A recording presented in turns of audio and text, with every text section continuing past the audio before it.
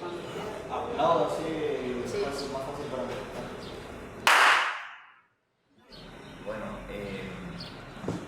si querés, decinos tu nombre, quién sos, cómo te definís vos, músico, como quieras, y contanos los primeros indicios, movimientos del rock a partir de los 70 o de los 60 o más o menos eso. Bueno. Hola, mi nombre es Javier Vallejo Samil. Me conocen como Pelo Blues, ese es mi nombre artístico, ya que principalmente hago blues. Y aparte soy médico, escritor y desde chiquito me gustó mucho la música y es por eso que me dediqué no solamente a hacer música, sino a investigar en la música y principalmente nuestra música, la música de la región, la música de Corrientes. Bueno, Que me decías que... lo primero, bueno, o sea, las cosas que vos, las corrientes, de dónde fue tomando el rock bien, correntino. bueno. Bueno, el rock correntino comenzaría más o menos a fines de 1969, 1970, cuando Johnny Hilker se junta con unos amigos de la escuela regional, y empiezan a hacer las primeras tocatas, las primeras guitarreadas, y empezar a pergeñar un grupo que se llamó primeramente Hidrofobia Argentina y poco tiempo después Brumas en la Bruma. Un grupo que dio origen a todo un movimiento. Ellos, sin saberlo, se podría decir que fueron los primeros que hicieron rock porque escuchaban otra música.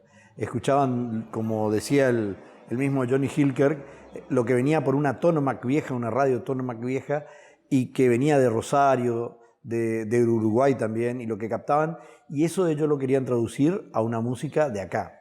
Es así como comienza este grupo que incluso llega a tocar en la cueva de Pueyrredón, en Buenos Aires, en la mítica cueva de Pueyrredón, donde tocaron varios de los primeros del rock nacional.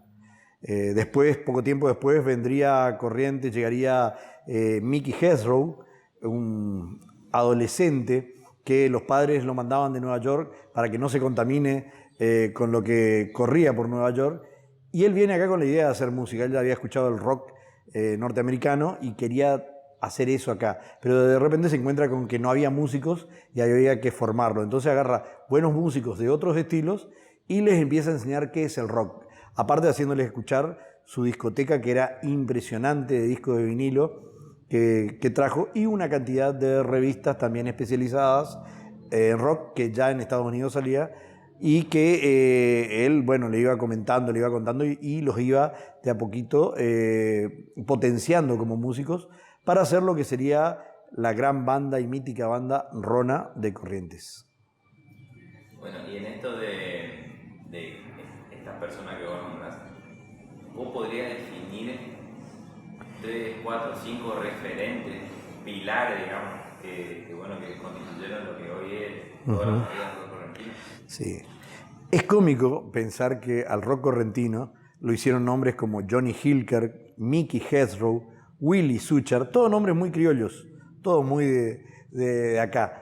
Después se sumarían otros nombres, pero fueron los que tenían otra cabeza, que habían escuchado otra música, que de repente se sentían representados en otros sonidos, y son los que dieron origen a lo que después sería, no sé si llamarlo un movimiento, pero sí un montón de bandas, un montón de nombres que pasaron en estos, podríamos decir, 40 y pico de años de esta música. Vendrían grupos que estarían influenciados por otros grupos, tanto a nivel nacional como internacional. Mickey Hedgerow, por ejemplo, con Rona, él hacía por lo general temas de versiones de grupos de Estados Unidos y empezó a componer sus propios temas. Mientras que Johnny Hilker hacía todo en castellano y eran temas suyos, temas de Box Day, de Manal y de otros grupos que sonaban en aquel primer momento del rock argentino. Willie Suchard era mucho más loco, empezó a jugar con el rock sinfónico, con el jazz rock, y la gente por ahí no lo comprendía tanto, no comprendía esa genialidad que sí la comprendieron en Buenos Aires cuando él va y participa de un montón de grupos. Otro pilar que podría decir de la música de Corrientes ya en la segunda década podría ser Ave Rock. Ave Rock fue una cooperativa artística de músicos, primeramente, después sumó a un montón de otros artistas, teatreros, o sea, actores, artesanos, escritores, y se conformó una cooperativa que intentaba, a imagen y semejanza de otras experiencias que habían surgido en el resto del país, como Mía, de Los Vitales, o como Red en Tucumán, como bueno, otras grandes cooperativas a lo largo del mapa argentino. Bueno, llevar adelante la expresión de los jóvenes, que yo fui partícipe de esa cooperativa de rock, éramos muy inocentes, muy inexpertos, y queríamos hacer música y queríamos producir nuestros propios espectáculos y cambiar la manera de ver en una sociedad que por lo general era puro chamamé, carnaval y otras músicas. Bueno, mucha luz. Aprovecha y toma un poquito más agua. Le puede estar igual allá la luz si queremos, no.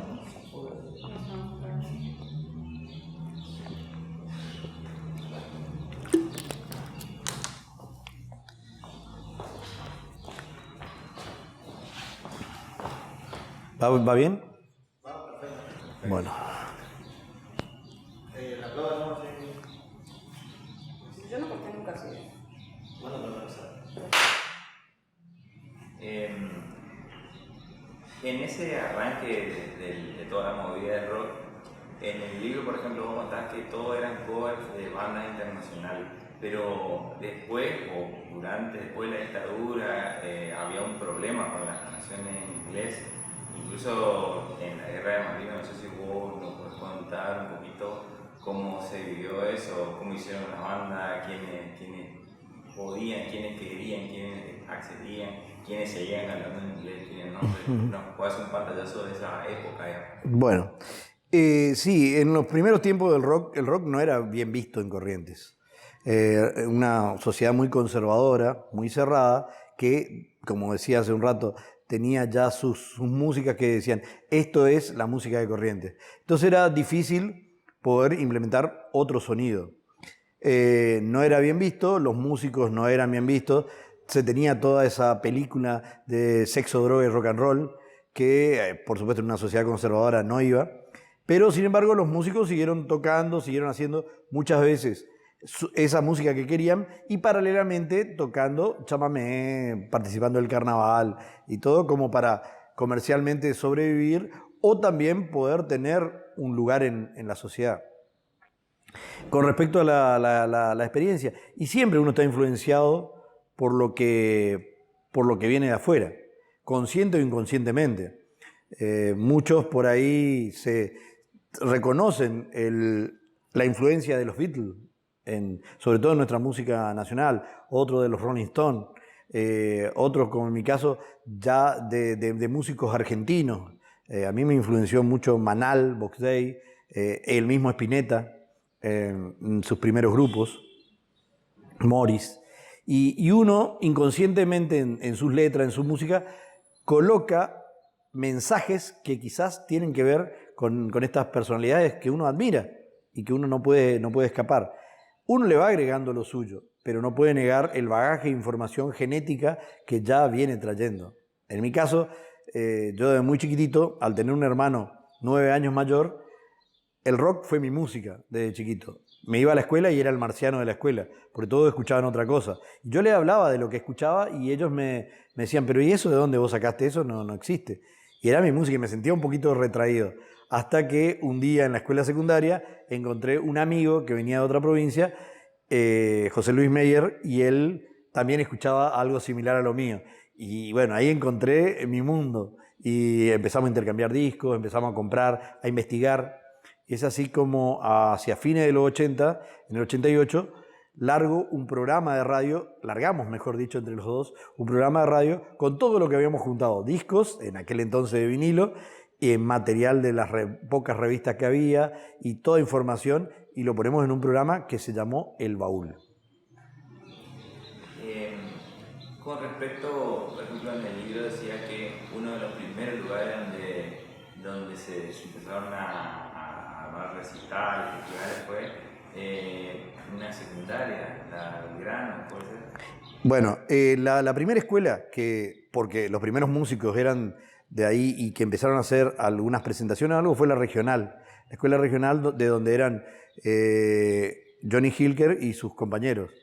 Pero la que tomó la posta en todo esto fue la Escuela de Comercio, Nacional de Comercio Manuel Belgrano, donde yo iba, y donde de repente nos encontramos varios chicos que queríamos hacer música, diferentes grupos, diferentes estilos, y se empezaron a generar recitales. Recitales que por lo general se hacían en los cines, que en ese entonces eran 4 en Corrientes. ¿Y por qué en los cines? Porque las salas a la mañana estaban desocupadas, no se utilizaban, recién tarde-noche se proyectaban películas. Entonces no sabían qué hacer con la sala durante la mañana y es ahí como los grupos de las bandas o grupos de personas que se juntaban de los cursos empezaron a pedir la sala para hacer recitales y sobre todo a pedir las salas para poder conseguir dinero para los viajes de estudio. Y es así como ahí viene toda una movida de los primeros tiempos del rock un poquitito más masivo de Corrientes, donde se hacían principalmente en el Cine Colón y en el Cine Rex. Alguno que otro en el Cine Corrientes y en el Cine América. El Cine América tiene más participación hacia la mitad recién de los 80, donde tocaron excelentes bandas e incluso vino León Gieco a tocar a Corrientes. Bueno, después, por ejemplo, también hablabas, ya estamos hablando de los 80 o 90, de muchas de las bandas correntinas que tuvieron su reconocimiento a nivel nacional y por ahí en presentaciones provinciales o regionales con otras bandas nacionales. No sé si nos puedes contar qué bandas, cómo articulaban con las otras, si te acordás de algún suceso en particular. Bueno, bandas que tuvieron repercusión a nivel nacional. Como bandas en sí, no existieron muchas bandas que sean reconocidas o que sean escuchadas en todo el país. Hay una banda previa al rock que se llama Mantra, que es una banda que vendió muchos discos y que tuvo primera en los charts, se podría decir, si hablamos de las listas y de las ventas y todo eso, a nivel nacional a principios de los 70, pero no era una banda de rock principalmente. Es un pre-rock, era música beat. Después, músicos sí tuvimos que tuvieron trascendencia a nivel nacional. Hace un rato lo nombraba a Willy Suchar, que fue músico de La Torre, arreglador del sello discográfico EMI y de un montón de bandas. Tocó con Lito Nevia, tocaba con Lalo de los Santos, que era de la Trova Rosarina, con gente que había sido de Orions Beethoven. O sea, un músico importante. Otro músico trascendente, el Dragón Moglia. El Dragón Moglia fue guitarrista y tocó con Rosario Flores, la española, con León Gieco durante mucho tiempo. Actualmente él radicado en Estados Unidos y estuvo tocando en toda Latinoamérica y con León Gieco sobre todo durante muchos años tocó y fue donde más se lo conoció a nivel musical. Pochi Fernández, que fue uno de los iniciadores de la Versuit de Vergarabat, el primer percusionista de la Versuit. Y así tenemos muchos nombres que podríamos decir. Después hay músicos que tocaron al lado de grandes músicos. Ahí me puedo incluir, porque es como el sueño cumplido de poder tocar con aquellos que yo escuchaba cuando era chiquito. Tocar con Alejandro Medina, tocar con Claudio Gavis, ex Manal, tocar al lado o compartir escenario con Ricardo Soulé en el Festival Nacional de Blues, con mi grupo Refugiados en el Blues, y con Daniel Raffo, que es uno de los mayores referentes, ser invitado por Botafogo Vilanova para cantar, y así, bueno, se fueron dando cosas Pero grupos en sí que hayan trascendido a nivel nacional, de rock correntino hacia la nación, no recuerdo ninguno. Bueno, por el estilo o por género musical, por ejemplo, yo te tengo que preguntar que hay un festival icónico que era Extremo Ruido, por ejemplo. Ajá. Si nos puedes contar en qué consistía y cuáles son las bandas, o sea, la cosa, y cuáles son las bandas que participaban.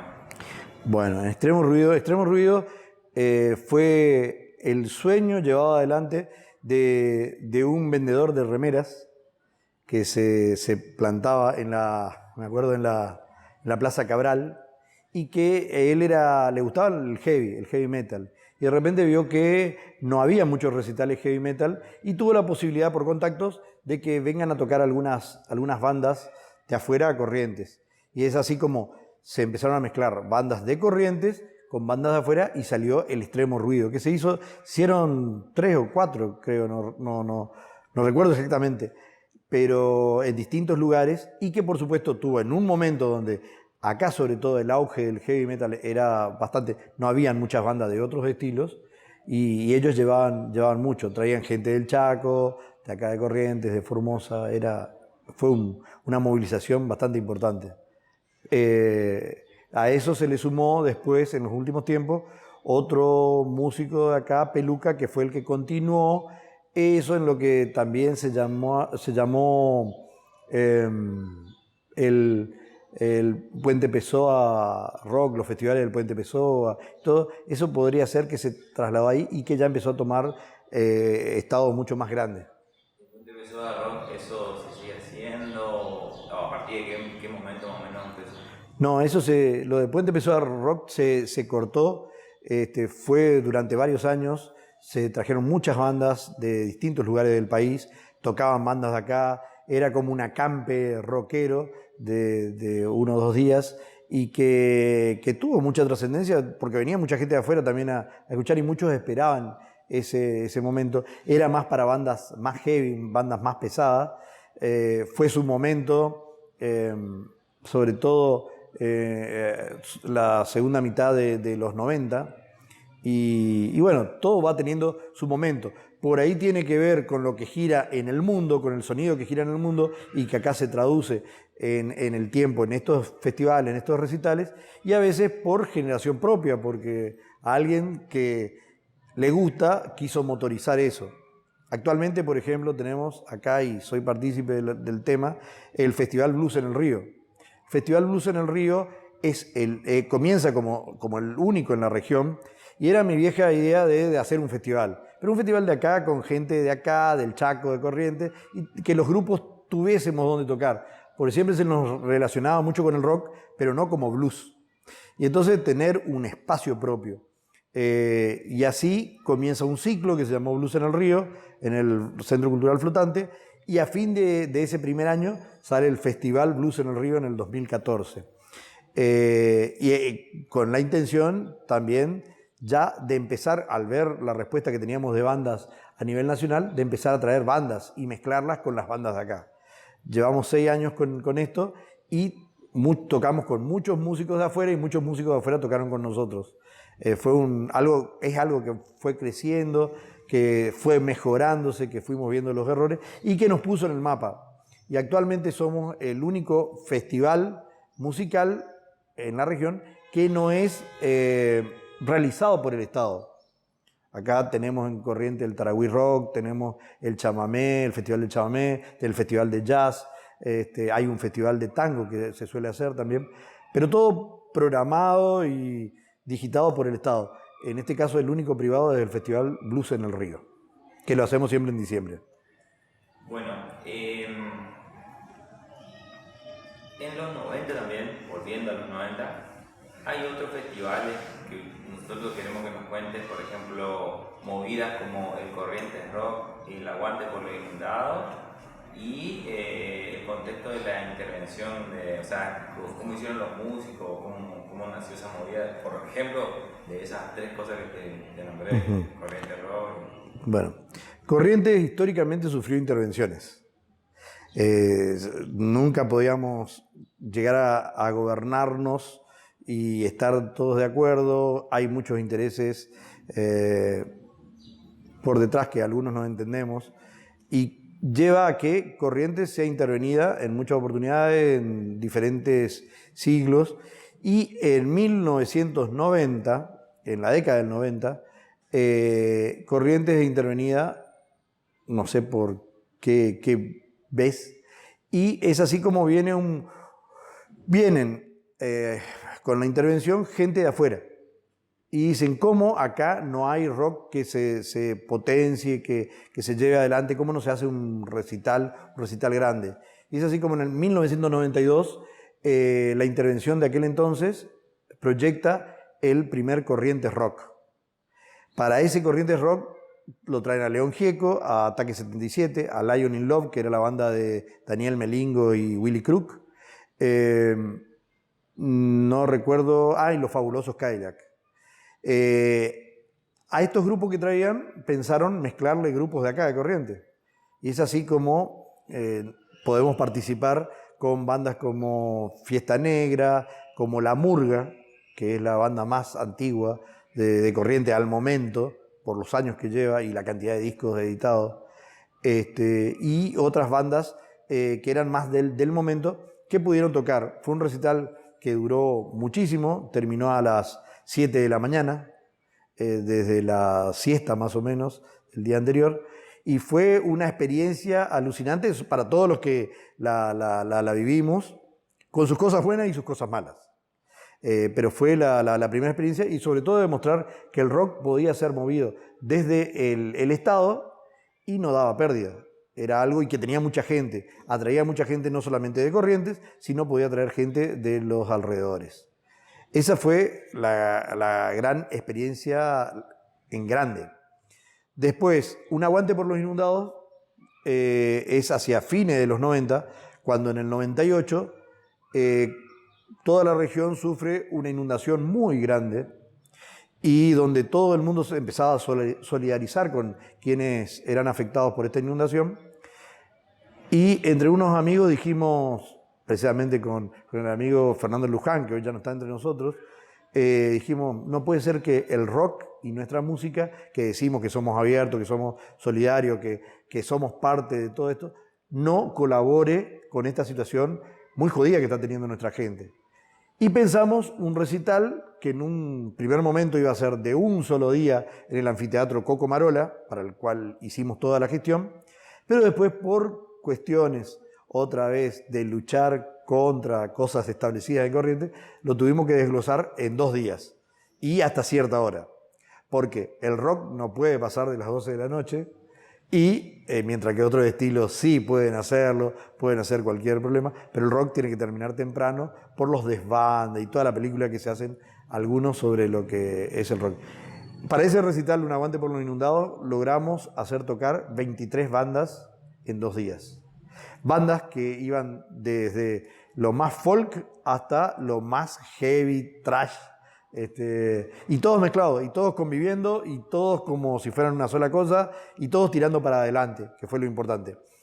La entrada para ese festival era un alimento no perecedero justamente para colaborar con la gente que necesitaba por las inundaciones. Y así demostramos, con el apoyo de Cáritas Corrientes, que se podía colaborar y que nosotros éramos parte de la sociedad y que sentíamos los problemas que la sociedad también tenía.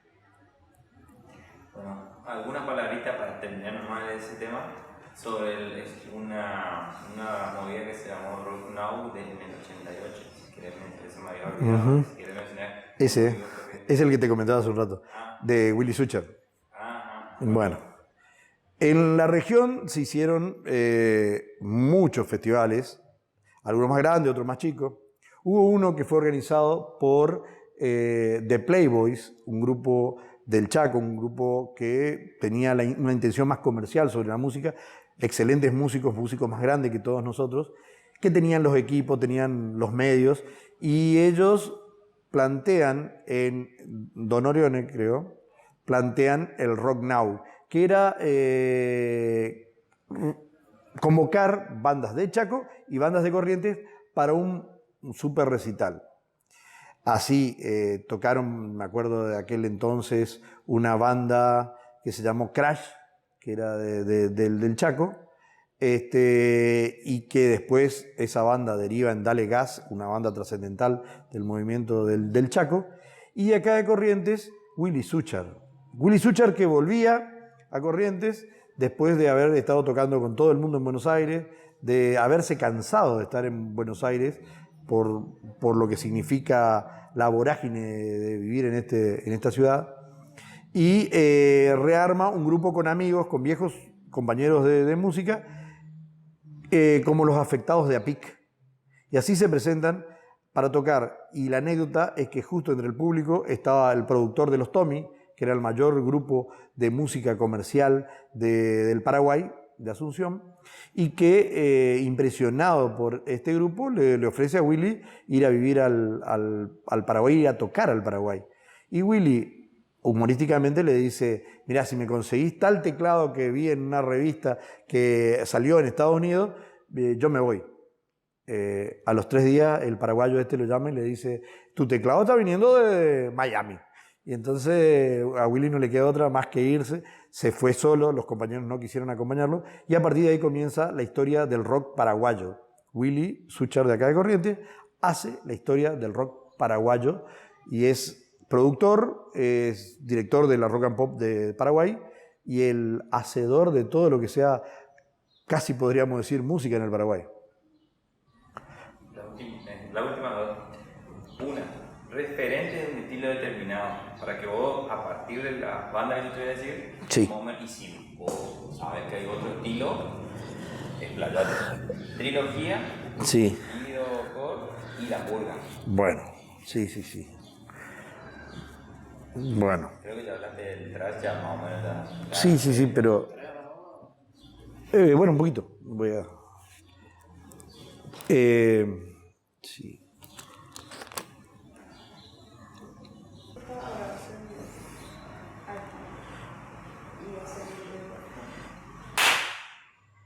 Bueno, como referentes de diferentes estilos que se fueron dando en Corrientes, podemos tener a Trilogía como primera banda pesada, podríamos decir. Si escuchamos hoy lo que hacía Trilogía, y ya no nos parece tan pesado. Pero fueron los primeros que tuvieron otra intención un poco más heavy acá en nuestro medio. Una banda liderada por Tito Espinosa, un porteño que cayó acá, buscó músicos, se encontró con 2 músicos, uno que después tocaría conmigo, Choco Olmedo, baterista, y que le proponen hacer este grupo a imagen y semejanza casi de los sonidos de Deep Purple y todo eso, o sea, los primeros pre-sonidos del heavy correntino. Trilogía, eso fue a principios de los 80. Hay una banda importante también, si bien muchos ya la olvidaron, pero fue la primera banda punk de acá de la zona, que fueron Los Pijos. Una banda que recuerdo eran tan precarios que como pie de micrófono tenían una escoba. Tenían todas las necesidades de vida y por haber, y a la mejor manera de Sex Pistols empezaron a demostrar el desenfado de ese estilo de rock. Como grupo alegre, divertido, pero no, como siempre digo, sin contenido social, podemos encontrar La Murga, la banda actualmente más vieja del espectro rock en Corrientes, una banda que nace hacia la primera mitad de los 90, que sigue tocando, que tiene más de 12 discos editados y que demostró que a través de un sonido más divertido, una música que se puede colocar para bailar, para saltar, para hacer pogo o para escuchar, también se pueden contar cosas. Y creería que son los que más hincapié hicieron en contar cuestiones sociales, como por ejemplo los sucesos del 99 en el Puente, ese levantamiento popular, o la cuestión Malvinas del 82, o la cuestión de los pueblos originarios, hacerlos visibles. Todo eso es lo que da contenido a las letras de este grupo, que por sonido es divertido, pero las letras tienen mucho contenido, mucho peso. Y bueno, vuelvo a autorreferenciarme. Nosotros, de casualidad, en la secundaria, en los 80, fuimos con mi amigo con el que hicimos el programa El Baúl, con José Luis, los primeros que hicimos blues acá en Corrientes. O sea, que hicimos una banda de blues. Porque había bandas que dentro de su repertorio ponían algún tema de blues, pero no eran bandas de blues, eran bandas de rock que tocaban algún blues. Nosotros, siendo muy chiquitos, y como yo había escuchado desde chiquito mucho blues, quería tener una banda de blues. Y con este amigo hicimos los primeros pasos de algo muy precario que era el nuestro. Nos faltaba conocer muchísimo todavía, pero nos largamos y hicimos Peace Blues, la primera banda de blues del Nordeste, porque de casualidad no habían otras bandas de blues. Y bueno, después de muchos años vendría la banda de Mickey Hedrock, la corriente Rhythm and Blues, que sí, eso tenía mucho nivel, y vendrían otras bandas importantes. Bueno, la última. Yo anoté como unos tópicos: cambio, características y festivales de ahora, de este nuevo siglo. Por ejemplo, el Tarahui Rock. Pero también que vos nos cuentes qué movida estás viendo, qué bandas nuevas hay, cómo viene la... Bueno, Corrientes está atravesando un muy buen momento de rock y de las músicas vecinas al rock en estos últimos años, ya que hay festivales. Hay un festival que nos pone a nivel nacional, que es el Tarahui Rock, o previamente Corrientes Rock, y que, bueno, aparte de traer bandas de afuera, es como que impulsa muchas bandas de acá, principalmente en la última edición.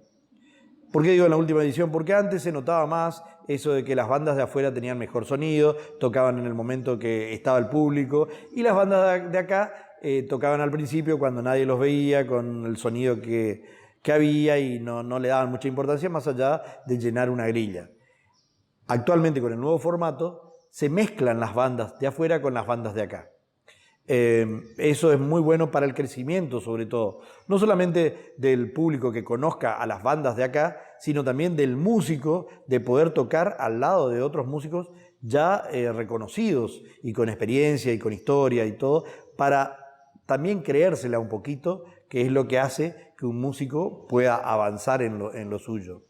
En lo que hoy nombraba el Festival Blues en el Río, justamente la intención primera es esa, la de mezclar músicos de afuera con músicos de acá. Que el músico de afuera se dé cuenta que hay músicos buenos acá, y que el músico de acá empiece a sacarse cierta,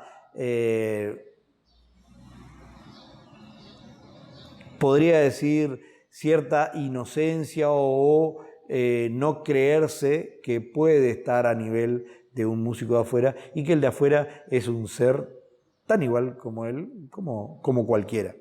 Y entonces mezclar. El Tarahui Rock empezó a hacerlo este año, intercalando bandas de afuera y bandas de acá. Me parece que todavía le falta darle un poquitito más de hincapié a las bandas de acá, sobre todo abrir la jugada, no solamente con las bandas que anteriormente ganaron el pre-Tarahui, sino abrirlo a más estilos, a más gente. Y decía que es el mejor momento del rock correntino porque infinidad de bandas, como nunca se vio, están sonando. Y son bandas muy diferentes, con muy buen sonido, con muy buenos músicos. En eso ayudó muchísimo el Instituto de Música de Corrientes, porque salieron de ahí músicos con otra cabeza, con una información musical mucho más grande, no solamente de rock, sino de jazz, de folclore, de bossa nova, de lo que sea. Y todo eso fue nutriendo al músico correntino. Entonces es mucho mejor el músico, y eso sorprende al músico que viene de afuera, que dice, epa, encontrarme acá con músicos como, si bien no es de academia, pero encontrarme con un Cote Gauna, como le pasó a Alejandro Medina, el bajista de Manal. Yo los presenté a ellos y Alejandro Medina no podía creer que un violero como Cote Gauna estaba acá y no había salido de Corrientes, y entonces lo lleva a grabar con él en Buenos Aires.